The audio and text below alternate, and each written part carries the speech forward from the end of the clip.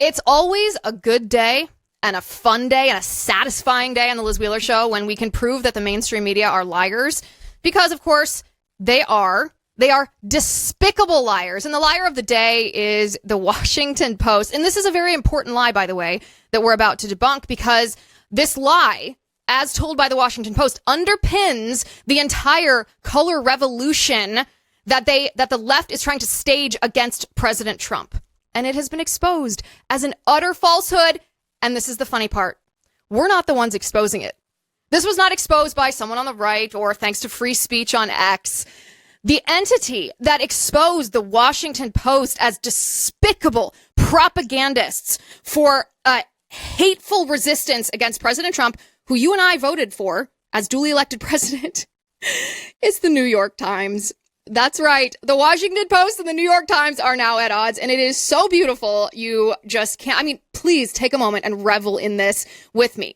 So the underpinning allegation of this color revolution attempt that the left is staging on President Trump is the allegation that he, as commander-in-chief of the United States military, because obviously he's the chief executive, the president of the United States, that also means he's the commander-in-chief of the military, that as commander-in-chief, he has been giving illegal orders. And that, I mean, we talked about the seditious six, Senator Mark Kelly and 5 other members of Congress who are warning active military service members to disobey orders from President Trump if they seem like they might be illegal, sowing mutiny in the ranks of our armed forces. Well, the underpinning allegation is that President Trump's Department of Defense gave orders to blow up narco-terrorist drug trafficking boats coming out of Venezuela, and that the order to blow up these boats was followed by a second order to kill the remaining survivors, and that second order was illegal. It violates the international laws of war. And so, to be very specific here, the Washington Post published an article several days ago in which they accused Secretary of War Pete Hegseth of giving the order for the second strike. Now, Pete Hegseth did give an order for the first strike. He said, destroy this boat from Venezuela, this narco-terrorist drug trafficking boat. But the Washington Post says that Pete Hegseth gave an order for a second strike, and that the purpose of the second strike on that same boat was to kill 2 survivors, 2 men that were clinging to the wreckage of that boat. And of course, everyone else in the mainstream media and on the left went absolutely wild. There are even some Republicans, shame on them, and you might want to take note of their names, because they believed this garbage from the Washington Post over asking, does the Washington Post have a track record of truth, or are they known propagandists? Even some Republicans, like Senator Rand Paul, listen, he might be a good guy, but he believed the Washington Post over asking Trump, giving Trump the benefit of the doubt. So this was the report from the Washington Post, and I'm going to read it to you exactly. Defense Secretary Pete Hegseth gave a spoken directive, the Washington Post writes, according to 2 people with direct knowledge of the operation. The order was to kill everybody, one of them said. A missile screamed off the Trinidad coast, striking the vessel and igniting a blaze from bow to stern. For minutes, commanders watched the boat burning on a live drone feed. As the smoke cleared, they got a jolt. 2 survivors were clinging to the smoldering wreck. The Special Operations Commander overseeing the September 2 attack, the opening salvo in the Trump administration's war on suspected drug traffickers in the Western Hemisphere, ordered a second strike to comply with Hegseth's instructions. 2 people familiar with the matter said. The 2 men were blown apart in the water. Now, fast forward again. We don't have to be the ones to debunk the Washington Post's propagandizing and lying. The New York Times has done it. Can you even imagine what it must be like inside the Washington Post newsroom right now, understanding that the New York Times is debunking you? This is what the New York Times writes today. However, the New York Times, according to 5 U.S. officials who spoke separately to the New York Times and on the condition of anonymity to discuss a sensitive matter that is under investigation, Mr. Hegseth, ahead of the September 2nd attack, ordered a strike that would kill the people on the boat and destroy the vessel and its purported cargo of drugs. But each official said Mr. Hegseth's directive did not specifically address what should happen if a first missile turned out not to fully accomplish all of those things. And the officials said his order was not a response to surveillance footage showing that at least 2 people on the boat survived the first blast. Admiral Bradley, ordered the initial missile strike and then several follow-up strikes that killed the initial survivors and sank the disabled boat. As the operation unfolded, they said Mr. Hegseth did not give any further orders to him, end quote. So the original allegation from the Washington Post that Hegseth gave a direction personally to not just conduct a first strike, but a second strike in order to kill those wounded survivors, that it's just not true.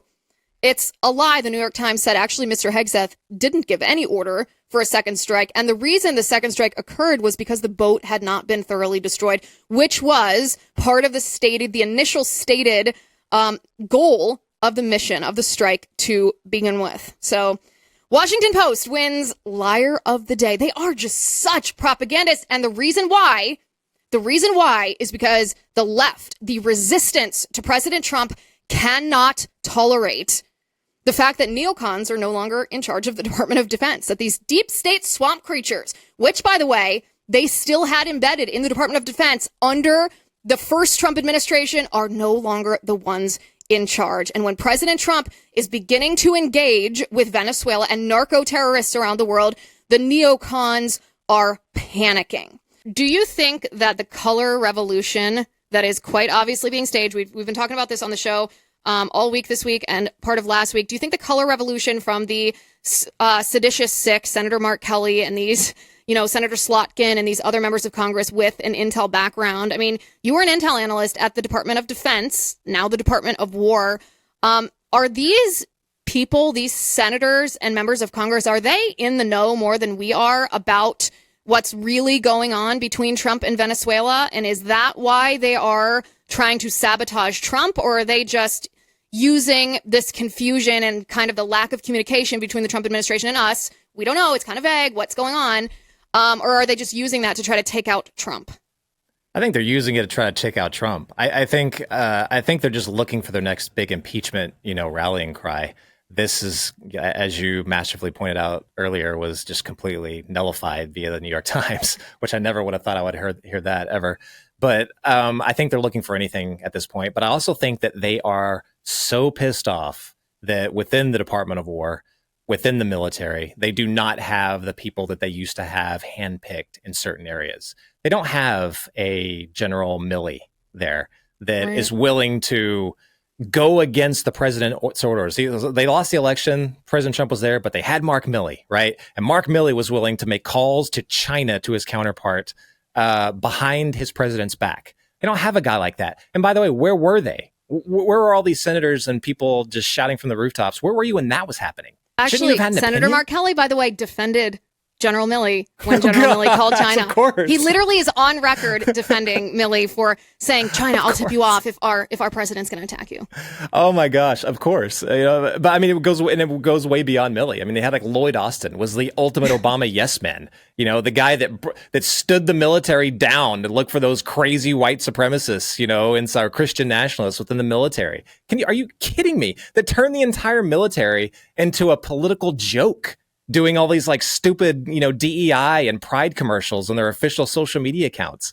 They don't have those guys anymore. And it scares the crap out of them. So I would assume, these color revolutionists, these deep statists are going to continue to let certain things leak, like the Washington Post thing, to make things look a whole lot worse than they are, because they know how it works, Liz. They put out these lies. Everyone believes them. All their half the country, they're all going to believe this. They're not going to believe the New York Times rebuttal. They probably didn't even read it. They don't care. They're just going to say, oh, he's trying to kill people. Hegseth ordered it. Done deal. That's all. They know this, and this is going to continue.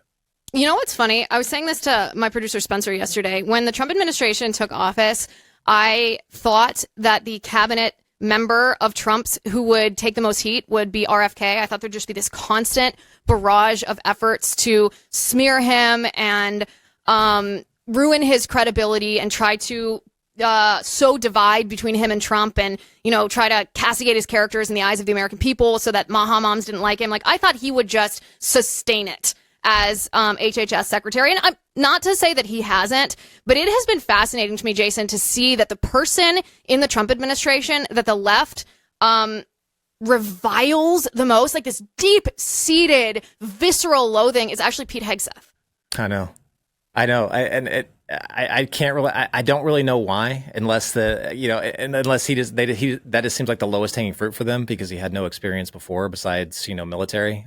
He didn't, but not, I don't want, let me take that back. He had experience, but he didn't have the the usual experience that a Secretary of Defense or War would have. Didn't go through that same like the pipeline. political experience. The political, and then also, I mean, the moment he had that, did you watch that when he recalled all the generals and admirals in? Did you watch that? I did. When he called them fat, everyone was like, "This is not professional," and I was like, "This is hilarious." It was awesome. I know, it was so awesome. And he was like, the end, that stuff. He was talking about DEI, addressing. He's like, that S is done. I mean, I was like, oh my gosh. And the cool thing about it is, everyone in that room was probably like, finally.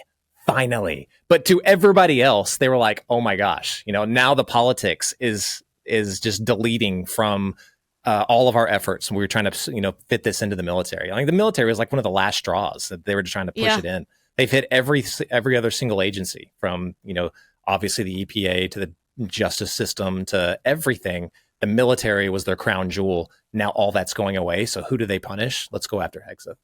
Right. Well, I think too that like in areas where the divide is usually like left versus right or woke versus anti-woke, they've had this coalition the Swamp Creatures have in Washington, D.C., like the true Uniparty. Their support coalesces around being neocons, right? Yeah. Like all Uniparty members are neocons, whether you're on the left, whether you're on the right, like whether you're just a warmonger, whether you're Hillary Clinton or whether you're Lindsey Graham. Like the Uniparty wants war. And not only is President Trump against it, like if they lost the Pentagon, they lost the Department of War, then I think they're just panicking. And like I said, for us normies outside of the Beltway, I think it might seem funny, like, oh, I thought you would have hated RFK more than Hegseth, but they care most about Swamp Creatures. Uniparty cares most about the money, and that's where the money is. The money is in forever wars. Absolutely, that's where it's at. Yeah, I mean, we did I can't remember what the actual number was, but we were thinking we tallied up the amount of anti-tank missiles and other munitions that the Biden administration was sending to Ukraine, and per missile, it was like, I can't remember, it was like $1.3 million per missile or something like that. And they were talking about how many times they order a batch of like 200.